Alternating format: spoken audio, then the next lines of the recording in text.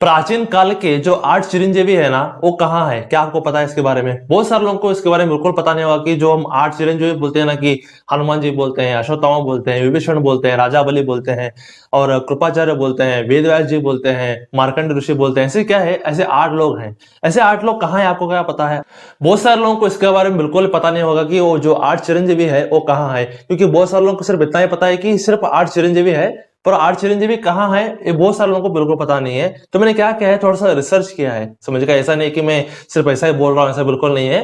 तो क्या है, एक रिसर्च वीडियो है। तो मैं क्या करूंगा, आपको जो 8 चिरंजीवी है ना वो कहाँ पे है, मैं आपको इस वीडियो में डिटेल से बताऊंगा। तो इसलिए आप क्या कीजिए, इस वीडियो को पूरा पूरा देखिए। अगर आप हमारे चैनल पर नए हैं तो आप क्या कीजिए, जरूर हमारे चैनल को सब्सक्राइब कीजिए और जो बेल आइकन आ रहा है ना उसको भी जरूर दबा दीजिए। और पहले है अश्वत्थामा। जैसे कि आपको जरूर पता हो कि जो हमारे 8 चिरंजीवी है उसमें कौन आते हैं, पहले अश्वत्थामा ही आते हैं। अश्वत्थामा चिरंजीवी क्यों थे? जैसे कि आपको जरूर पता हो कि जब भगवान श्री कृष्ण जी ने उनको श्राप दे दिया था कि तुमने क्या किया है, अभिमन्यु के बेटे को मारने की कोशिश की है, तो मैं क्या करूंगा, आपको मैं श्राप दे डालूंगा कि तुम कलयुग के अंत तक हमेशा जीवित रहोगे, कलयुग के अंत तक, और तुम्हारे शरीर पे बहुत सारे घाव होंगे। उससे तो हमेशा कर रहा होगे कि मुझे दर्द हो रहा है, मुझे दर्द हो रहा है, तुम्हें बहुत ही कर रहा होगे, पर तुम्हें कोई भी मदद नहीं करेगा, कोई भी तुमसे मिलेगा भी नहीं। ऐसे क्या कर दिया, श्राप दे दिया था। तो इस वजह से अश्वत्थामा क्या हुए थे कि चिरंजीवी हुए थे। तो ऐसा कहा जाता है, ऐसा सुना जाता है कि जो अश्वत्थामा है ना, जो मध्य प्रदेश है हमारा, मध्य प्रदेश के असरगढ़ जिले में जो प्राचीन शिव मंदिर है ना, वो क्या करते हैं, हमेशा सुबह आते हैं और उस शिव मंदिर में हमेशा पूजा करके चले जाते हैं। ऐसा कहा जाता है कि वो कहाँ है, मध्य प्रदेश के असरगढ़ जिले के जो प्राचीन शिव मंदिर है वो हमेशा सुबह आते हैं और पूजा करते हैं। इसको क्या कर सकते हैं, आप नोट कर सकते हैं कि मध्य प्रदेश के असरगढ़ जिले के प्राचीन शिव मंदिर में। तो ये क्या है, अश्वत्थामा क्यों चिरंजीवी थे और वो कहाँ है, आपको पता चल गया। तो ये क्या है, पहले चिरंजीवी है। और दूसरे हैं वेदव्यास जी। महर्षि वेदव्यास भी क्या है, महर्षि वेदव्यास भी चिरंजीवी हैं। और क्यों चिरंजीवी है, क्योंकि वो खुद भगवान विष्णु जी के ही अवतार है, इसकी वजह से क्या है, वो चिरंजीवी है। तो वो कहाँ है अब, वो ऐसा सुना जाता है कि ऐसा मैं रिसर्च किया तब मुझे पता चला कि वो हिमालय के पहाड़ी में रहते हैं। हिमालय के पहाड़ी में एक केव है, वो केव में हमेशा रहते हैं। और ऐसा बोला जाता है कि वो हमेशा लिखते रहते हैं, कोई ना कोई शास्त्र, कोई ना कोई नीति शास्त्र हम बोलते हैं ना, वो हमेशा लिखते रहते हैं। ऐसा सुना जाता है कि वेदव्यास जी कहाँ है, वेदव्यास जी हिमालय के पहाड़ी पे हैं। तो हमेशा क्या करते हैं, हमेशा लिखते रहते हैं। हम जो बोलते हैं कि 18 पुराण बोलते हैं, या जो हम बोलते हैं कि महाभारत बोलते हैं, ऐसे क्या है, वो सब उन्होंने ही लिखा है, समझ गए? जो महर्षि वेदव्यास है बहुत ही महान है यार, क्योंकि विष्णु जी के अवतार है तो महान ही होंगे ना। तो वेदव्यास जी क्या है, वो हिमालय के पहाड़ी में हमेशा रहते हैं और बोलते हैं कि वो हमेशा लिखते ही रहते हैं, ऐसा बोला जाता है। तो दूसरे चिरंजीवी कौन है, महर्षि वेदव्यास जी। और तीसरे चिरंजीवी है हनुमान जी। जो हम भगवान हनुमान जी बोलते हैं ना, वो भी क्या है, चिरंजीवी है, वो इमोर्टल है। क्यों? क्योंकि माँ सीता ने उनको क्या कर दिया था कि वरदान दे दिया था कि तुम अमर रहोगे। तो इनकी वजह से क्या है, हनुमान जी आज भी जीवित है। ऐसा भी कहा जाता है कि हनुमान जी तो खुद शिव जी के ही अवतार थे, तो इसकी वजह से वो भी चिरंजीवी है। तो आज वो कहाँ है, बहुत सारे लोगों को इसके बारे में जरूर पता हो कि हनुमान जी आज कहाँ है। हनुमान जी, ऐसा बोला जाता है कि जो हमारे गंधमादन पर्वत है ना, जो हिमालय के पास हम जो बोलते हैं, गंधमादन पर्वत पे हमेशा वो बैठे रहते हैं और तपस्या कर रहे हैं, ऐसा हमेशा बोला जाता है। और ऐसा भी बोला जाता है कि हनुमान जी सब तरफ है, क्योंकि वो भगवान है, जब भी भक्त बुलाता है तो वो कहाँ भी आ जाते हैं। पर जो पर्टिकुलर स्थान हम बोलते हैं ना, वो क्या है, गंधमादन पर्वत ही है। गंधमादन पर्वत पे अगर आप चढ़ोगे, क्योंकि चढ़ना तो इम्पॉसिबल है, अगर आप चढ़ जाओगे उसमें तो आपको जरूर हनुमान जी दिख सकते हैं। ऐसा बोला जाता है कि दिख सकते हैं, क्योंकि जो गंधमादन पर्वत की जो चोटी है ना, उसमें क्या करते हैं, हमेशा हनुमान जी तपस्या में बैठे हुए हैं राम जी के। तो क्या है, तीसरे चिरंजीवी हनुमान जी गंधमादन पर्वत पे हैं। और चौथे चिरंजीवी है भगवान परशुराम जी। परशुराम जी भी क्या है, चिरंजीवी है, वो भी इमोर्टल है। क्यों, क्यों क्यों इमोर्टल है, क्योंकि वो खुद भगवान विष्णु जी के ही छठे अवतार थे, इसकी वजह से वो इमोर्टल है। तो वो कहाँ है, बहुत सारे लोग उसके बारे में जरूर पता हो कि परशुराम जी कहाँ है। परशुराम जी महेंद्रगिरी पर्वत पे हैं, समझ गए? जो भी आप इस पिक्चर में देख रहे हो ना, कि वही पहाड़ी है महेंद्रगिरी पर्वत। तो महेंद्रगिरी पर्वत पे क्या कर रहे हैं वो, जो अपने शिष्य हैं, यानी कि जो शिष्य बनने वाले हैं, कौन, भगवान कल्कि जी उनके शिष्य बनने वाले हैं। तो हमेशा क्या करते हैं, भगवान कल्कि के लिए ही हमेशा क्या करते हैं, तपस्या करते हैं। और कहा जाता है कि वो बाद में जो कल्कि भगवान होंगे वो उनके गुरु बनेंगे, उनको सब शस्त्र विद्या देंगे, सब कुछ सिखाएंगे, ऐसा बोला जाता है। तो परशुराम जी कहाँ है, परशुराम जी खुद महेंद्रगिरी पर्वत पे ही है।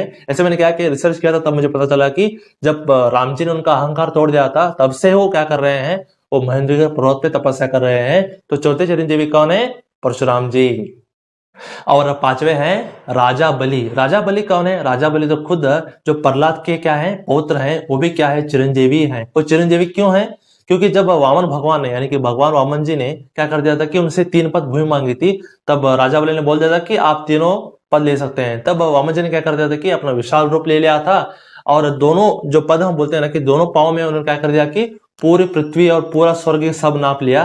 तब उन्होंने कहा कि मैं तीसरा पद कहाँ रखूं? तब राजा बलि ने बोला कि मेरे सर के ऊपर रख दीजिए, ऐसा बोल दिया था। तब वामन भगवान ने उनके सिर के ऊपर पांव रख दिया था और वो सुतुल लोक को चले गए थे। तो यही क्या है, उनकी अमरता की कहानी है। तब भगवान विष्णु जी ने खुश होकर क्या कर दिया था कि तुम अमर रहोगे और बाद में इंद्र बनोगे, ऐसे क्या कर दिया था कि अमरता का वरदान दिया दिया था। तो इसकी वजह से क्या है, राजा बलि आज भी जिंदा है। तो कहाँ है, जैसे कि मैंने कहा कि आज भी राजा बलि जो हमारे सिर नीचे है, यानी कि जो हम पृथ्वी बोलते हैं ना, पृथ्वी के नीचे क्या है, सुतल लोक है। सुतल लोक में आज भी वो क्या कर रहे हैं, राज्य कर रहे हैं। तो राजा बलि कहाँ है कि सुतल लोक में। सुतल लोक ऐसा नहीं कि जो हमारी भूमि है ना, भूमि के नीचे सुतल लोक है, अतल वितल सुतल, ऐसे क्या है तीसरे लोक है ना जो सुतल लोक। वो सुतल लोक में आज क्या है, आज भी विराजमान है अपने प्रहलाद जी के साथ, अपने सारे के सारे प्रजाओं के साथ वो क्या कर रहे हैं, राज्यभार कर रहे हैं। तो पांचवें चिरंजीवी कौन है, राजा बलि। और छठे हैं कृपाचार्य। कृपाचार्य आपने जरूर सुना होगा कि जब ये महाभारत का युद्ध हुआ था तब वो पांडवों के विरुद्ध लड़े थे, समझ गए, यानी कि वो कौरवों की तरफ से लड़े थे कृपाचार्य। और भगवान श्री कृष्ण ने उनको क्या कर दिया था कि अमरता का वरदान दे दिया था। क्यों मुझे बिल्कुल पता नहीं है, क्योंकि मैंने बहुत ही ढूंढा उसके बारे में, पर मुझे पता नहीं चला कि कृष्ण जी ने क्यों उनको अमरता का वरदान दिया, मुझे पता नहीं चला। पर कृपाचार्य कहाँ है, मैंने रिसर्च किया बहुत, मैंने नेट में भी देखा और बहुत सारे यूट्यूब चैनल में भी देखा कि कृपाचार्य कहाँ है, पर मुझे पता नहीं चला। सॉरी इसके बारे में कि यही मुझे पता नहीं चला कि कृपाचार्य आज भी कहाँ है, मुझे बिल्कुल पता नहीं है। कि बहुत सारे लोग ऐसा बोलते हैं, ऐसा प्रोडिक्शन करते हैं, ऐसा एक कल्पना करते हैं कि कृपाचार्य भी जरूर हिमालय के पर्वत में भी होंगे, हमेशा तक क्या कर रहे होंगे, तपस्या कर रहे होंगे, ऐसा हमेशा बोला जाता है। तो मुझे बिल्कुल पता नहीं है कि कृपाचार्य कहाँ है, तो माफ कर दीजिए, ये मैं ढूंढ नहीं पाया। तो छठे चिरंजीवी कौन है, कृपाचार्य। और सातवें चिरंजीवी है विभीषण जी। विभीषण कौन है, जरूर आपको पता होगा कि रावण के छोटे भाई थे। तो उन्होंने क्या कर दिया था कि रावण को छोड़ के प्रभु राम की बहुत ही क्या की थी, भक्ति की थी, सेवा की थी और उनको युद्ध भी जिताया था। तो इसकी वजह से जो राम जी है ना, उनको बहुत ही खुश हो गए और उन्होंने क्या कर दिया था कि अमरता का वरदान दे दिया था। तो इसकी वजह से क्या है, विभीषण जी आज भी जिंदा है, आज भी इमॉर्टल है। तो कहाँ है वो, मैंने नेट में सर्च किया, थोड़ा सा सर्च किया इसके बारे में। ऐसा बोले कि विभीषण आज भी जिंदा है और वो लंका में ही है, जो हम लंका बोलते हैं, श्रीलंका हम बोलते हैं, वो लंका में ही है। कहीं जो बोलते हैं कि घने जंगल में हम जो बोलते हैं, वो क्या कर रहे हैं, तपस्या कर रहे हैं। और प्रभु राम ने उनको ऐसा कहा था कि जो जगन्नाथ मंदिर है, आपने जो पुरी में जरूर देखा होगा कि जगन्नाथ मंदिर है, वो जगन्नाथ मंदिर में रोज सुबह आते हैं और जो बोलते हैं कि जगन्नाथ जी की हमेशा क्या करते हैं, पूजा करते हैं, ऐसा हमेशा बोला जाता है। तो कहाँ है विभीषण जी, विभीषण जी आज भी लंका में ही है। तो क्या करते हैं, हमेशा जो जगन्नाथ मंदिर है ना, वहां पे आते हैं सुबह और रोज क्या करते हैं, जगन्नाथ भगवान करने के भगवान विष्णु जी को क्या करते हैं, पूजा करते हैं, नमस्कार करते हैं और बाद में चले जाते हैं अपने लंका को। तो ये क्या है, विभीषण है। तो विभीषण भी कहाँ है, वो लंका में ही है। तो वो क्या है, सातवें चिरंजीवी है। और आठवें चिरंजीवी है ऋषि मार्कंडेय। बहुत सारे लोगों को इसके बारे में बिल्कुल पता नहीं होगा कि ऋषि मार्कंडेय कौन है, क्योंकि ऐसा लोग समझते हैं कि सिर्फ 7 चिरंजीवी है। नहीं, 7 नहीं है, 8 है। 8वें कौन है, ऋषि मार्कंडेय जी। ऋषि मार्कंडेय क्यों अमर थे, क्योंकि भगवान शिव जी ने उनको ऐसा आशीर्वाद दे दिया था कि तुम अमर रहोगे। तो इसकी वजह से क्या हो गया था कि वो अमर हो गए। तो आज वो कहाँ है, बहुत सारे लोगों को इसके बारे में बिल्कुल पता नहीं है। थोड़ा मैंने क्या किया, रिसर्च किया, तो मुझे पता चला कि ऋषि मार्कंडेय जी मार्कंडेय तीर्थ पे आज भी हैं, समझ गए। यानी कि जो ऋषि मार्कंडेय और जो हम बोले कि अश्वत्थामा बोलते हैं, कृपाचार्य बोलते हैं, वो क्या थे, दिव्य लोक थे। तो ऐसे ही आंखों को नहीं दिखते। तो इसी वजह से क्या है, ऋषि मार्कंडेय जी आज भी मार्कंडेय तीर्थ पे हैं और हमेशा क्या करते हैं, अपने जो पूजा पाठ करना हो या लिखना हो तो क्या करते हैं, हमेशा करते रहते हैं। तो ऐसा बोला जाता है कि ऋषि मार्कंडेय कहाँ है, ऋषि मार्कंडेय मार्कंडेय तीर्थ पे ही है। तो आपको हमारा वीडियो कैसा लगा, मुझे पता है कि आपको बहुत ही अमेजिंग लगा होगा। अगर आपको अच्छा लगा तो आप क्या कीजिए, जरूर सर लाइक कीजिए और बहुत सारे शेयर कीजिए और थोड़ा बात कीजिए, सब्सक्राइब कीजिए और बहुत सारा करवाइए, क्योंकि हम ऐसे ही बेहतरीन कंटेंट, ऐसे अच्छे अच्छे कंटेंट हमेशा क्या करते हैं, हमेशा लाते रहते हैं ना। जरूर क्या कीजिए, सब्सक्राइब कीजिए। तो stay blessed, stay awesome and go self made.